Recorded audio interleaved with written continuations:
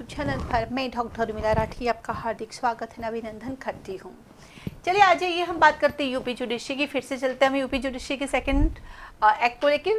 पहले आपने एक वीडियो देखा होगा जिसमें अपन ने यूपी जुडिशरी के एक एक्ट के बारे में डिस्कस किया था, जो कि यूपी जुडिशरी का प्रीमाइजेस एक्ट था। अब चलते हैं second, UP lower judiciary, UP higher judiciary, दोनों में एक और लोकल एक्ट आता है। तो चलिए आगे बढ़ते हैं। इस एक्ट का नाम है UP urban planning and development act 1973।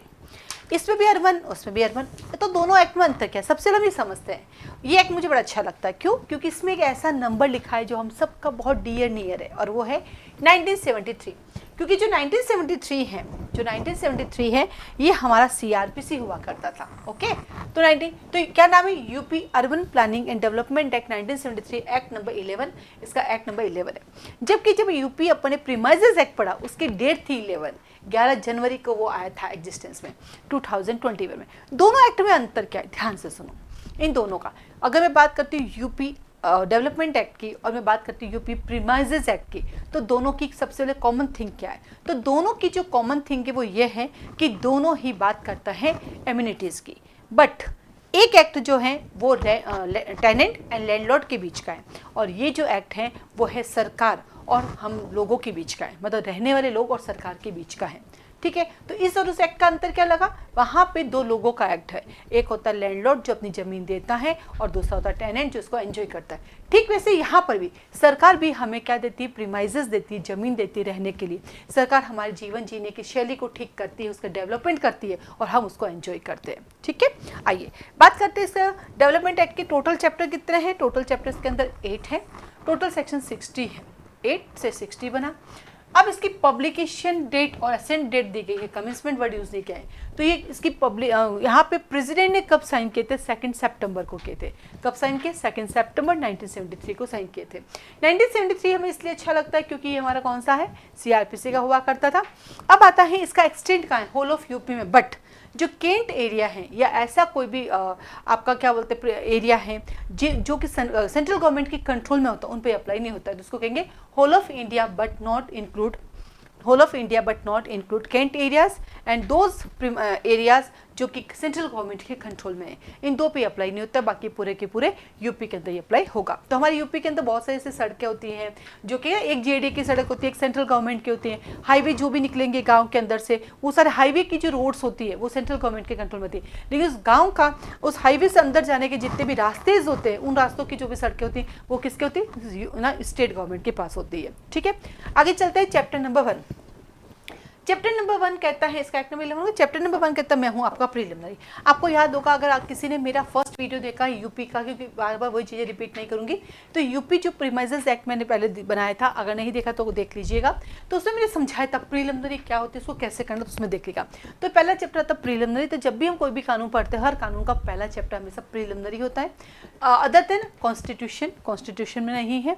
ठीक है, तो प्रीलिमिनरी हमें बताता है इस एक्ट का नाम क्या है, इसके डेफिनेशंस क्या है, ये एक्ट कहाँ अप्लाई होगा, कहाँ अप्लाई नहीं होगा, जो बात करता है सेक्शन 1 से 2 की बात करता है।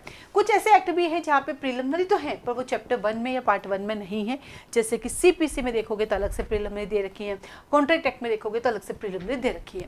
देन चलते हैं हम चैप्टर नंबर 2। चैप्टर नंबर 2 बात करता है हमारे किसकी? क्योंकि इस एक्ट का नाम क्या है? डेवलपमेंट। तो इसमें क्या होगी? डेवलपमेंट हो गए। तो चैप्टर 2 कहता है आपके the development authority and its object.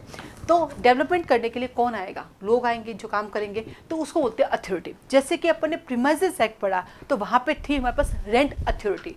ठीक वैसे यहाँ पे डेवलपमेंट हो रहा है तो यहाँ पे जो अथॉरिटी होगी उसका नाम होगा डेवलपमेंट अथॉरिटी। तो डेवलपमेंट अथॉरिटी आएगी और उसको लाने का उसका ऑब्जेक्ट क्या होगा वो बात करता है चैप्टर नंबर 2 3 to 7। तो मैं फिर से बात करती हूँ यूपी के लोकल एक्ट से, जहाँ पे यूपी हायर जुडिशरी के अंदर प्री प्लस मेन दोनों में एक्ट आता है, और यूपी लोअर जुडिशरी के अंदर ये सिर्फ मेन के अंदर आता है। तो मेन के अंदर आता है तो जनरली आपको मेन के क्वेश्चन आंसर ही पढ़ने हैं, लेकिन जब भी आप पढ़ने बैठो तो एक बार पूरा रीडिंग करना, क्योंकि जब आप पढ़ते हो तो आपको लगता है क्या है, मैं क्या पढ़ रहा हूँ, कुछ समझ नहीं आ रहा, क्योंकि डायरेक्ट मेन के क्वेश्चन आंसर फॉर्म में पढ़ोगे तो एक बार 1 घंटा निकाल के अपना घड़ी चालू करके और देख के बैठे और 1 घंटे पूरा रीडिंग कर ले। जब आप कोई भी कानून पूरा रीड कर लेते हो तो उसकी कहानी समझ में आ जाती है, और जब कहानी समझ में आ जाती है तो आपको याद भी हो जाता है। तो चैप्टर 1 कहता है मैं हूँ प्रीलिमिनरी 1 2 का टूर। चैप्टर 2 कहता है कि हम क्या करेंगे, डेवलपमेंट अथॉरिटी को बुलाएंगे, उनके ऑब्जेक्ट बताएंगे 3 to 7। चैप्टर नंबर 3 कहता है डेवलपमेंट अथॉरिटी आ गई, अब क्या करेगी वो, तो प्लान्स बनाएगी। ठीक है, मास्टर प्लान बनाते हैं, जोनल प्लान बनाते हैं। तो 2 तरह के प्लान बनते हैं, किसी भी एरिया में चले जाओ 2 प्लान बनते हैं। तो एक यहाँ पे होगा आपका मास्टर प्लान और एक होगा आपका जोनल डेवलपमेंट प्लान। एक महा योजना होगी, एक क्षेत्रीय योजना होगी, क्योंकि एक चलेगी आपके हाईवे के थ्रू और एक चलेगी लोगों है ना वहीं पे। क्योंकि देखो जब तक डेवलपमेंट नहीं होगा सोर्सेज नहीं आएंगे, और सोर्सेज नहीं आएगा अर्निंग नहीं होगी, अर्निंग नहीं होगी तो आप आगे नहीं बढ़ पाएंगे। तो ये डेवलपमेंट क्यों करते हैं, ये डेवलपमेंट देखो अपन पढ़ते हैं ना, कॉन्स्टिट्यूशन पढ़ा करते थे, भारत एक विकसित देश है या विकासशील देश है। हमेशा कहते थे जो है ना अमेरिका वो एक विकसित है बट भारत विकासशील है, ये बचपन से पढ़ते हुए आए। तो यहाँ डेवलपमेंट मैंडेटरी, अपन देखते हैं ना कि जहाँ पर किसी एरिया में ट्रेन आना जाना स्टार्ट हो जाती है तो वहाँ ऑटोमेटिकली डेवलपमेंट हो जाता है। जब तक आपके पास सोर्सेज एंड रिसोर्सेज नहीं पहुँचते तब तक आपका डेवलपमेंट नहीं होगा, और जब तक डेवलपमेंट नहीं होगा तब तक सोर्सेज रिसोर्सेज आपके पास नहीं पहुँचते। तो यहाँ पे उनको प्लानिंग करनी होती है, तो मास्टर प्लान बनाते हैं और जनरल प्लान बनाते हैं 8 to 12। तो चैप्टर 1 में आपका प्रीलिमिनरी आता है 1 2 का 2। चैप्टर 2 के अंदर आपके डेवलपमेंट अथॉरिटी आती है, उनके ऑब्जेक्ट्स आते हैं। सेक्शन नंबर 3 से लगा के 7 तक चैप्टर नंबर 3 में वो प्लान्स बनाते हैं, जो मास्टर प्लान और जनरल प्लान होता है, जो बात करता है 8 to 12।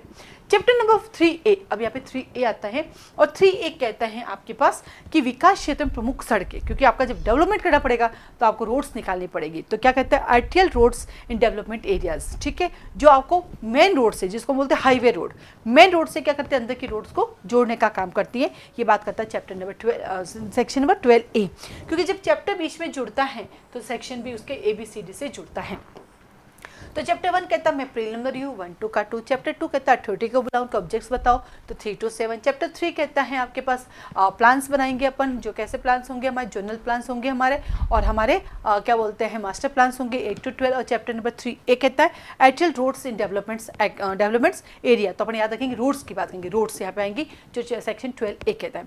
चैप्टर नंबर 4 कहता है कि चलिए अमेंडमेंट करते हैं, जो भी आपने चैप्टर नंबर 3 के अंदर प्लान्स बनाए उनको अमेंडमेंट भी कर सकते हैं। तो चैप्टर 4 कहता है अमेंडमेंट्स ऑफ द, किसमें अमेंडमेंट करेंगे, तो आइए, तो मैंने चैप्टर 4 को थोड़ा ऐसे लिख दिया कि भैया यहाँ अमेंडमेंट करेंगे, और अमेंडमेंट किसके अंदर करेंगे, मास्टर प्लान में करेंगे और जनरल प्लान में करेंगे, सेक्शन नंबर 13। तो जब भी आप मेन में भी ऐसे क्वेश्चंस लिखते हैं ना तो उनको ऐसे डिवाइड करके लिखे, जैसे मैंने चैप्टराइजेशन में लिखा है।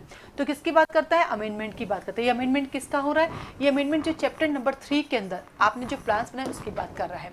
चैप्टर 1 कहता है मैं आपका प्रीलिमिनरी 1 2 का 2। चैप्टर नंबर 2 कहता है अथॉरिटी को बुलाओ, उनके ऑब्जेक्ट्स बताओ, 3 to 7। चैप्टर नंबर 3 कहता है प्लान्स बनाएंगे अपन, क्या बोलते हैं आपके मास्टर प्लान और जनरल प्लान बनाएंगे, जो कहता है 8 से 12। और चैप्टर 3A कहता है आर्टियल रोड्स लेकर आएंगे हम 12A। चैप्टर नंबर 4 कहता है अमेंडमेंट करेंगे अपन मास्टर प्लान में, जनरल प्लान में, कहाँ से कहाँ तक, सेक्शन 13। चैप्टर 5 कहता है डेवलपमेंट ऑफ लैंड्स, अब भूमि का विकास करेंगे। अभी तक तो अपने सड़कें बना दी, सड़कें बन गई, अब लैंड भी तो ठीक करनी है, अब लैंड का डेवलपमेंट करेंगे 14 से लेकर 16 तक।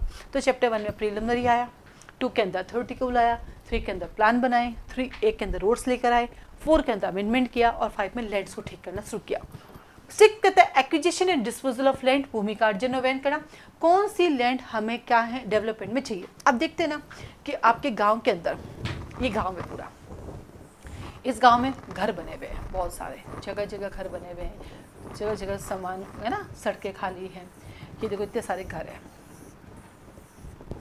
है।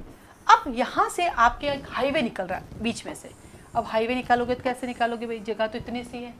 तो उस केस में क्या करते हैं, ये जो लैंड्स होती है वो लेना स्टार्ट कर देते हैं। इस हाईवे को चौड़ा करना है, ये इतने इतने ले लेते हैं। आप देखते हैं आए दिन केसेस देखने को मिलेंगे। अब ये लिए तो ये घर हो गए सारे छोटे, क्योंकि हाईवे तो निकालना पड़ेगा। डेवलपमेंट तभी होगा जब हमारे पास संचार के साधन हो गए। बचपन से पढ़ते आए हैं स्कूलों के अंदर, जहाँ पे हमारे पास क्या बोलते हैं सड़क होगी, रेलवे लाइन होगी, तो वहाँ पे डेवलपमेंट के चांसेस ज़्यादा हो जाते हैं। तो यहाँ पे हाईवे निकालना पड़ेगा। हाईवे निकालोगे तो ये जो लोग हैं जिनकी ज़मीनें कम हुई वो करनी पड़ेगी, तो उनको क्या देते बदले के अंदर DLC रेट का उनका पेमेंट कर दिया जाता है। तो चैप्टर 5 ये समझा रहा है कि डेवलपमेंट ऑफ लैंड करने के लिए 6 कहता है कि हमें लैंड को अक्वायर करना पड़ेगा, जो काम के उसको लेना पड़ेगा, बाकी को डिस्पोज करना पड़ेगा। तो चैप्टर 6 कहता है भूमि का अर्जन और उसका वहन किया जाएगा। कहाँ से कहाँ तक करेंगे, सेक्शन 17 से 19 तक। और चैप्टर 7 कहता है कि जब आप अक्वायर करते हो तो पैसा देना पड़ेगा।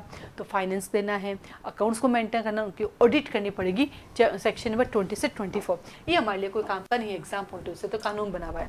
और चैप्टर नंबर 8 कहता है supplemental and miscellaneous provision. Generally तो मिसलेनियस प्रोविजन है, लेकिन सप्लीमेंटल की भी बात करता है। कहाँ से कहाँ तक? सेक्शन नंबर 25 से लगाकर 60 तक। कहाँ से कहाँ तक है? सेक्शन नंबर 25 से लेकर 60 तक। तो कुल मिला के एक्ट थोड़ा सा अजीब सा है, क्योंकि इस एक्ट को आपको पढ़ने का मौका नहीं मिलता, क्योंकि आप जो आज के बच्चे हो उनको इन सब से क्या लेना देना। ये एक्ट तो हमारे दादा परदादा पापा के लोगों के लिए है। जब हम दादा परदादा पापा बनेंगे तो हमारे लिए काम आएगा, क्या रोड बन रही क्या नहीं। और अब तो आप लोग वो क्या ना, शहरों में रहने वाले हैं, तो उनको अर्बन का क्या ज़्यादा नॉलेज होता भी नहीं है, लेकिन हमें अर्बन से जुड़ी हुई हो तो हमारे तो ये रोज़ देखने को मिलता है। ठीक है, मेरा घर थोड़ा अंदर है गाँव की साइड, तो कभी कुछ लिया नहीं है, लेकिन जिस दिन सड़क चौड़ी हुई तो हमारी भी जो आगे चौधरी बनी हुई होती है, हम उनको चौधरी बोलते हैं हमारे गांव में, तो वो चली जाती है, कई लोगों के घर में जाती है। अभी हमारे गांव में भी डेवलपमेंट स्टार्ट हुआ, एक नया रोड निकला तिवरी का, तो कई लोगों के घर चले गए, तो उनको उनका डीएलसी से पैसा मिल गया। तो ये डेवलपमेंट जरूरी है, डेवलपमेंट होगा तभी मनुष्य आगे बढ़ पाएगा। अब इसके अंदर आपके देखा जाए तो मैन के लिए ज़्यादा क्वेश्चन नहीं, मुश्किल से 5 क्वेश्चन बनते हैं, लेकिन जैसे UP high judicial pre plus man दोनों में आते हैं तो वहाँ आपके लिए काम आता है। आइए अभी जब सभी जन अपना बैरेक निकाल लीजिए, थोड़ा सा इसके सेक्शंस को ओपन करते हैं। वैसे प्रीमाइजेस ये जैसे रेंट कंट्रोल एक्ट होते हैं ना, उनके जैसे ये है।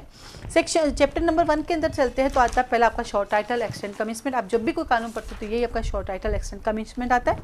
और सेक्शन 2 कहता है आपकी डेफिनेशन। अब क्या क्या आपको देंगे गवर्नमेंट, क्या क्या करती है। तो पहला आता है आपके पास एमिनिटीज, जैसे कि सड़क होनी चाहिए, आपका पानी ड्रॉन बने हुए होने चाहिए, पब्लिक पार्क होने चाहिए, ये सब हमें डेवलपमेंट में आते हैं। सेकंड आते हैं आप लोगों की बिल्डिंग कैसी होगी। थर्ड आता है बिल्डिंग ऑपरेशन कैसे किए जाएंगे। अपन कोई भी बिल्डिंग बनती है तो झगड़े होते हैं तो सरकार भाग के आती है, या सरकारी ज़मीन को जितना आपका प्लॉट साइज़ है उससे ज़्यादा बनाते हो, सरकार की ज़मीन हड़पना चाहते हो तो सरकार पहले भाग के आती है, उनके कर्मचारी। फिर आता बाई लॉ क्या होते हैं, बाई लॉ ये सब की डेफिनेशन अपन कॉन्स्टिट्यूशन के आर्टिकल 13 क्लोज नंबर 3 में पढ़ते हैं ना, वो वाला है। फिर डबल डी कहता है यहाँ पे एक चेयरमैन होगा, एक वाइस चेयरमैन होगा, होते हैं आपके पास। अगर म्यूनिसिपैलिटीज एरिया है आपके पास, जेडीए का एरिया, तो वहाँ पे उनके सभापतिज होते हैं। ट्रिपल डी आता है सिटी डेवलपमेंट चार्ज क्या होगा, आपको पे करना पड़ेगा। फिर अब इसका एक्ट का नाम क्या है, इसका एक्ट का नाम है urban planning and development act. और डेवलपमेंट की देखो डेफिनेशन कहाँ दी गई है, सी में, बस ये याद रखना है। जब कोई कानून पढ़ते हैं ना तो उसकी डेफिनेशन बताओ, इसका 2C में दी गई है। सी देखो तो याद रखना, डेवलपमेंट को देखो तो कैसे याद रखेंगे सुबह, डेवलपमेंट को देखो 2C, क्या देखना है तुझे, डेवलपमेंट देखना। अब तुम डेवलपमेंट की डेफिनेशन कभी नहीं भूलोगी बेटा। फिर उसके बाद आता है आपके पास आपका डेवलपमेंट एरियाज क्या होगा। फिर जी कहता है आपके पास डेवलपमेंट अथॉरिटी को बुला के लाओ। फिर डबल जी कहता है डेवलपमेंट अथॉरिटी सेंट्रलाइज सर्विसेज दे जा सकती हैं। फिर डेवलपमेंट फीस भी आपको देनी पड़ेगी। फिर उसके बाद आता है अब ज़माने बदल गए हैं तो इंजीनियरिंग ऑपरेशन कराने पड़ेंगे। फिर आपके पास आते हैं इंजीनियरिंग के बाद लैंड यूज़ कन्वर्जन चार्जेस, क्या क्या लैंड यूज़ को कन्वर्ट करते हो तो उसके चार्जेस आपको देने पड़ते हैं। फिर आता है आपको पास लाइसेंस फीस भी आपको देनी पड़ती हैं। फिर आता है आपके पास इंक्लूड्स मीन्स ऑफ एक्सेस, आपको यूज़ करने के लिए वे मीन्स क्या क्या हो सकते हैं। फिर आता है म्यूटेशन, ये देखो एक वर्ड लिखा है म्यूटेशन चार्जेस। आपको पता है एक ना लैंड रेवेन्यू एक्ट होता है, उस लैंड रेवेन्यू एक्ट के अंदर जब आप लैंड को कन्वर्ट करते हैं या लैंड खरीदते हैं तो आपको म्यूटेशन भरना पड़ता है। ठीक है, यहाँ पर भी आपको म्यूटेशन चार्जेस देने पड़ते हैं। जब भी आपको ज़मीन खरीदोगे ना, आपके नाम जो होती है तो आपको म्यूटेशन भरना पड़ता है। हमारे पास ऐसा होता है कभी एग्रीकल्चर लैंड को आपने कन्वर्ट किया है क्या बोलते हैं क्या आबादी लैंड में, या आपने आबादी लैंड खरीदी है कोई रहने के लिए रेजिडेंशियल पर्पज के लिए, तो म्यूटेशन भरना पड़ता है। देन आता है प्राइवेट डेवलपमेंट भी आ सकते हैं, अब तो वैसे भी सब कुछ प्राइवेट के हाथ में जा रहा है। फिर आता है रेगुलेशंस, ये कॉमन डेफिनेशन जो आप पढ़े हैं। फिर rules, this is already common है। फिर आता है स्पेशल एमिनिटीज़ आपको देनी है, तो एक के अंदर हमने आपको एमिनिटीज़ दी और ये कैसे आपके स्पेशल एमिनिटीज़ हैं। फिर आता है आपके पास स्पेशल एमिनिटी फ़ी, वो भी फ़ी कब देनी होती है आप देखिएगा। ये फीस कैसे लगती है आपकी, जो भी आपको इम्यूनिटी सरकार देती है फ्री में कुछ नहीं देती है। कैसे देखोगे आप, अपना इलेक्ट्रिसिटी बिल उठा के देखना, आपके घर में सबके पास इलेक्ट्रिसिटी बिल है, वो उठा के देखना। आपका इलेक्ट्रिसिटी बिल तो इतना सा है, उसके बाद इतने सारे सरचार्ज, इतने सारे टैक्सेस है कि आप सोचोगे ये क्या, मतलब आपका इलेक्ट्रिसिटी बिल एक्चुअल में आया है 5000 रुपीज़, बाकी की चार्जेस जुड़ के आपके घर में आ रहा है 6500 7000। आपको पता ही नहीं, जनता सो रही है, जनता को पता ही नहीं चल रहा है कि एवरी मंथ आप कितना सारा एक्स्ट्रा चार्जेस दे रहे हैं। पहले इलेक्ट्रिसिटी बिल हमारे 2 मंथ में एक बार आता था, तो वो सारे चार्जेस 2 महीने में एक बार लगते थे। अब मंथली आने लगा है हमारी इलेक्ट्रिसिटी, तो आप समझ ही नहीं पा रहे हो कि वो जो 2 महीने के चार्जेस हुआ करते थे, आपका ग्रीन टैक्स, फीस टैक्स, जो भी टैक्सेस थे, अब हर मंथ लगने लग गया। जनता सो रही है, क्योंकि पता नहीं मार्केट में कितना पैसा हो गया, आम जनता ने देखना ही बंद कर दिया। क्या लग रहा है कि इसका मतलब खपत बढ़ गई, पैसा बढ़ गया।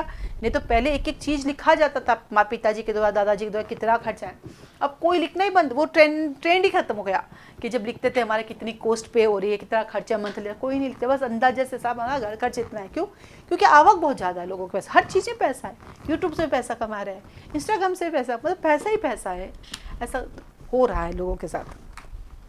फिर आता है आपके पास स्टॉकिंग फीस आगे ढेर लगाने का शुल्क है, वो भी है। आपने जैसे आप अपना घर बना रहे हो तो सामान घर में से खुदे करके बाहर आएगा या पत्थर के, वो घर उसके भी पैसे हैं, फ्री में कुछ नहीं है, परमिशन लेनी पड़ती। जब आप मकान बनाते हो, मकान बना के आपका सामान कहाँ रखा है, उसकी परमिशन लेनी पड़ती है, उसका पे करना पड़ता है ना। आपने सरकारी ज़मीन पर कुछ रखे तो उसका भी आपको किराया पे करना पड़ता है। आप लोगों को नहीं पता, पिताजी दादाजी देते हैं। टू एक्यूरेट बिल्डिंग, भवन निर्माण कराना है तो उसमें क्या क्या चीज़ें आपको ध्यान में रखनी पड़ेगी, नाली कैसे बनानी है, मोरी कैसे बनानी है, कितना फीट आपको रखना है, खाली जगह कितनी छोड़नी है, वो सब चीज़ें आती हैं। फिर आता है आपके पास डबल एल, कहता है आपके अर्बन यूजेस चार्जेस, खूब चार्जेस है, क्योंकि मैं तो सरपंच के चुनाव में खड़ी हुई थी सरपंच के लिए, इसलिए मुझे पता हुआ कितने कितने चार्जेस है। आपको पहले सब कुछ ड्यू क्लियर करना होता है, कोई तरह का आपके ऊपर बकाया नहीं है सरकार का। फिर मैं तो गांव में हूँ ना, ये तो अर्बन एरिया में, तो विलेज, अब मेरा भी विलेज म्यूनिसिपैलिटी वो उसमें हो गया, नगर पालिका में कन्वर्ट हो गया। फिर आता है वाटर फीस विद लॉ, जल शुल्क भी देना पड़ता है, वाटर फीस एवरी मंथ लगती है। गाँव में तो महीने की पानी आता है, फीस लगता है, अनलिमिटेड है। शहरों में तो जितना पानी यूज़ करोगे उतना पैसा लगता है। अब देखो हर चीज़ का, क्योंकि भगवान तो पानी फ्री में देता है सुबह, भगवान तो पैसा भी नहीं लेता है, बारिश का पानी तो पूरा फ्री मिलता है, लेकिन सरकार हमसे चार्ज करती है, क्योंकि ये ज़मीन सरकार की है। क्योंकि एक डायलॉग मारते, जब हमने जन्म लिया तो क्या ज़मीन साथ लेके आए? नो। जब हम जाएंगे तो लेके जाएंगे? नो। इसलिए जब तक क्या रहोगे, ये पूरा संसार हमारे लिए किराए का घर है। तो ऊपर वाले ने हमें यहाँ भेजा, हम किराए के घर में रह रहे हैं, और इस किराए को सरकार को देना पड़ता है, क्योंकि चलाने वाली यहाँ पे, क्योंकि फिजिकली तो सरकार है ना, वो तो कोई एक है शक्ति जो दिखाई नहीं देती हमें। और देन आपके पास आ गया था जॉन, क्योंकि अपने बड़ा आपको डेवलपमेंट करना पड़ेगा, मास्टर प्लान होंगे, जोनल प्लान होंगे, तो जॉन आ गए क्या क्या होगा। और देन आता है लैंड का, यहाँ वही मीनिंग है जो लैंड एक्ट, जो लैंड अक्वायर एक्ट है उसमें दी गई है। देन आता है आपके पास चैप्टर नंबर 2। चैप्टर नंबर 2 कहता है आपके पास the development authority and its object, विकास प्राधिकरण उसका उद्देश्य। सेक्शन 3 कहता है डिक्लेरेशन ऑफ डेवलपमेंट एरियाज, क्या क्या होगा। 4 कहता है डेवलपमेंट अथॉरिटी कौन होगी। 5 कहता है स्टाफ और उसके अथॉरिटी को बुला के लाओ। 5A कहता है क्रिएशन ऑफ सेंट्रलाइज्ड सर्विसेज, क्या क्या देनी होगी। और 6 कहता है एडवाइजरी काउंसिल बनाई जाएगी। 7 कहता है मैं रिपील हो गया हूँ। चैप्टर 3 कहता है मैं हूँ आपका master plan and general development plan. 8 कहता है section 8 civil survey of the master plan for the development areas, जब भी आपको करना है तो आपको उसको एक सर्वे करना पड़ेगा, कौन कौन से को मास्टर प्लान में लिया जा सकता है, किसको नहीं। 9 कहते हैं क्षेत्रीय विकास योजना करेंगे, जनरल डेवलपमेंट प्लान बनाएंगे। 10 कहते हैं योजना को स्टेट गवर्नमेंट के अप्रूवल के लिए रखा जाएगा, क्योंकि यहाँ पे जो अथॉरिटी वो बनाएगी जनरल की, तो डेवलपमेंट अथॉरिटी वो स्टेट गवर्नमेंट के सामने रखेगी कि कर सकते हैं या नहीं कर सकते हैं। 12 कहता है योजना की प्रारंभ की तिथि कौन डिसाइड होगी, कैसे डिसाइड होगी, यहाँ से क्वेश्चन बनता है। 3 कहता है मेंटेनेंस एंड इंप्रूवमेंट ऑफ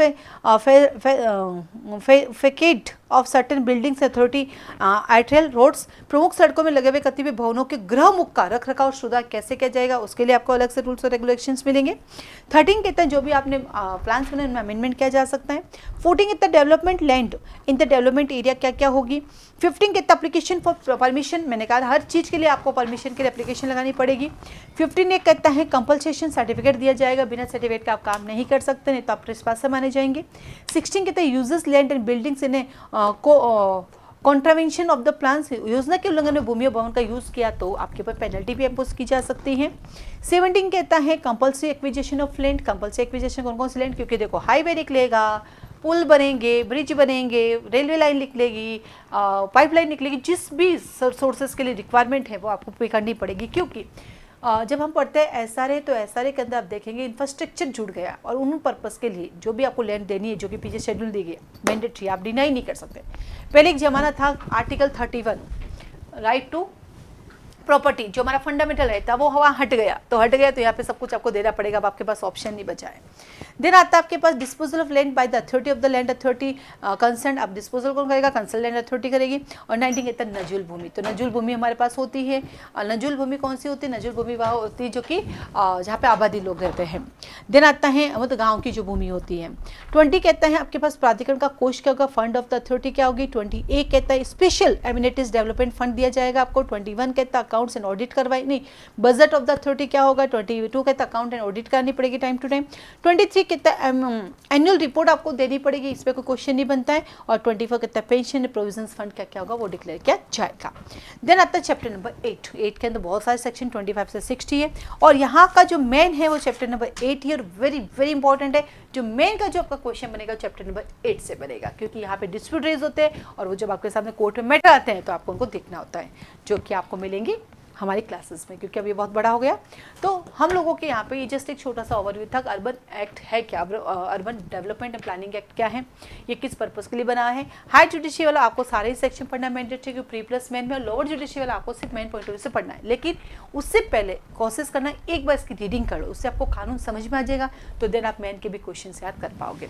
इसी के साथ ही सूर्यनगरी यूनिक लॉ क्लासेस में आप यूपी के सिर्फ लोकल एक्ट की क्लासेस ज्वाइन कर सकते हैं। ये ऑनलाइन लाइव क्लासेस अवेलेबल है, रिकॉर्डिंग जैसे क्लास कंप्लीट हो जाएगी वैसे रिकॉर्डिंग अपलोड हो जाएगी।